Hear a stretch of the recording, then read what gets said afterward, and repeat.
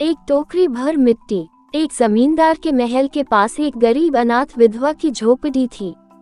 जमींदार साहब को अपने महल का हाथा उस झोपड़ी तक बढ़ाने की इच्छा हुई। जमींदार ने विधवा बुढ़िया से बहुत बार कहा कि अपनी झोपड़ी हटा ले, पर वह तो कई जमाने से वहीं बसी थी।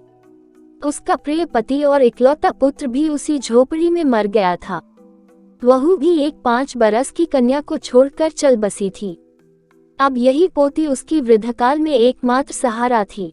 जब कभी भी उसे अपनी पहले की स्थिति याद आ जाती, तब वह मारे डैक से फूट फूट कर रोने लग जाती थी। जब से उसने जमींदार पड़ोसी का हाल सुना, तब से वह मृत सी हो गई थी। उस झोपड़ी से उसे इतना लगाव था कि वह वहां से निकलना नहीं चाहती थी। जमींदार की इच्छा को सुनकर उसकी अवस्था मृतक सी हो गई थी, पर वह झोपड़ी छोड़ने के लिए तैयार नहीं थी। जमींदार के सभी प्रयत्न विफल हो गए। तब जमींदार ने अदालत का सहारा लिया और झोपड़ी पर कब्जा कर विधवा बुढ़िया को वहां से निकलवा दिया।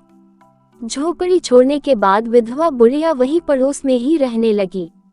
एक दिन जमींदार मजदूरों को लेकर झोपड़ी के पास कुछ काम करवा रहा था। उसी समय अनाथ विधवा बुढ़िया हाथ में एक टोकरी लेकर वहां पहुंचती है। जमींदार उसे देखते ही नौकरों को हटने के लिए कहता है।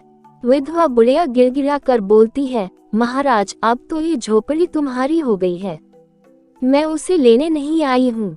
महाराज क्षमा करे, तो एक विनती है। जमींदार के सिर हिलाने पर उसने कहा, जब से यह झोपड़ी छूटी है तब से मेरी पोती ने खाना पीना छोड़ दिया है। मैंने उसे बहुत समझाया, पर वह एक नहीं मानती है। वह कहा करती है कि मुझे अपने घर ले चलो, वहीं रोटी खाऊंगी। अब मैंने सोचा है कि इस झोपड़ी में से एक टोकरी भर मिट्टी लेकर उसी का चूल्हा बनाकर रोटी पकाऊंगी। ये कहने से भरोसा है कि वह रोटी खाने लगेगी। महाराज, कृपा करके आज्ञा दीजिए तो इस टोकरी में मिट्टी ले जाऊं। जमींदार ने आज्ञा दे दी। विधवा बुढ़िया झोपड़ी के भीतर गई। वहां जाते ही उसे पुरानी बातें याद आने लगी और उसके आंखों से आंसू की धारा बहने लगी। अपने आंतरिक डैक को किसी तरह संभालकर टोकरी में मिट्टी भर ली। टोकरी बहुत भारी हो गई थी, जिसे वह उठा नहीं पा रही थी।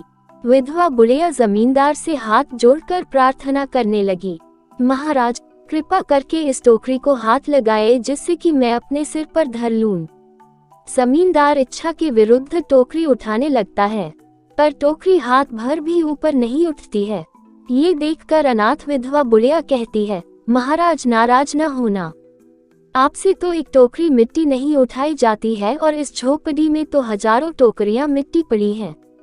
उसका भार आप जन्म भर कैसे उठा सकेंगे? आप ही इस पर विचार कीजिएगा। अनाथ विधवा बुढ़िया का ये कथन बहुत सहज था, पर उसका मार्मिक कथन जमींदार की आंखें खोल देता है।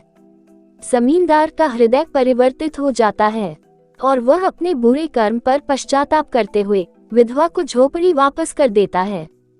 शिक्षा: मनुष्य को अपनी जरूरतों से अधिक लालसा होने लगती है, जिसके फलस्वरूप वह अपने पद से भ्रष्ट हो जाता है। गलत सही की पहचान किए बिना बुरे कर्म करने लगता है। इससे सदैव बचना चाहिए। दोस्तों, आपको यह शिक्षाप्रद कहानी कैसी लगी? अच्छी लगी तो लाइक जरूर करें, कमेंट करें, शेयर करें और मेरे गुरुजी वॉइस चैनल को सब्सक्राइब करें। आपका बहुत बहुत धन्यवाद।